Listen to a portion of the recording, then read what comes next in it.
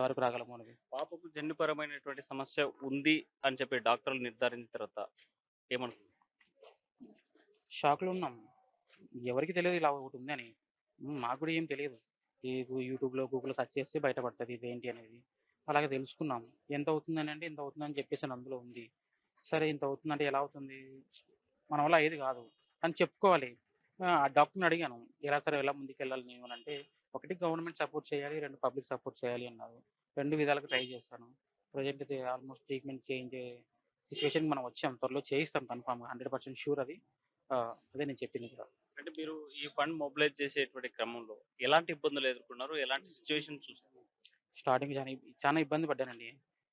ఏమాత్రం బయట నాకి అంత నాలెడ్జ్ లేదు. జస్ట్ నా పని కటింగ్ షాపు, మా ఇండ్లు ఇవే. ఆహ్, కొన్ని ఫేక్ కాల్స్ కూడా వచ్చాయి. ఫ్రాడ్ కాల్స్ వస్తాయి. అవి ఇవి ఇంత డొనేట్ చేస్తాం, అంత డొనేట్ చేస్తాం, ఇంత పేమెంట్ చేయాలి మీరు.